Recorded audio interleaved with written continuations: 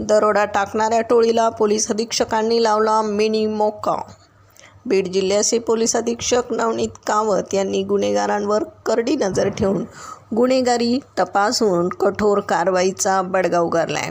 दिनांक 4 डिसेंबर रोजी फिर्यादी शिवप्रसाद पवणे यांनी शिर्डीला जात असताना गेवराई हद्दीत हायवेवर आरोपींनी चाकूचा धाक दाखवून त्यांना लुटलं होतं. त्या संदर्भात त्यांनी गुन्हा दाखल केला होता. यामध्ये 3,46,000 रुपये किमतीचे सोन्या चांदीचे दागिने चोरट्यांनी चोरून नेले होते. पोलीस तपासात 6 आरोपी निष्पन्न होऊन 3 जणांना पकडण्यात आलं.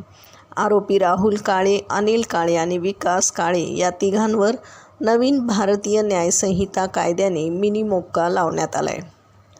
सदरची कारवाई पोलीस अधीक्षक नवनीत कावत, अप्पर पोलीस अधीक्षक सचिन पांडकर, अनिल कटके, शिवाजी बंटेवाड, किशोर पवार, अण्णासाहेब पवार, कल्याण राठोड, कांबळे, अवताडे, चव्हाण शेख यांच्यासह गेवराई पोलिसांनी केली आहे. बीड प्रतिनिधीसह महाराष्ट्र जनता न्यूज. महाराष्ट्राचा बुलंद आवाज. क्षणोक्षणी अपडेट, सत्याचा निर्भीड शोध. राजकारण असो वा समाजकारण, शेती असो वा सामान्य माणसाचे प्रश्न, वा असो क्राईम रिपोर्ट, प्रत्येक बातमीचा अचूक वेध.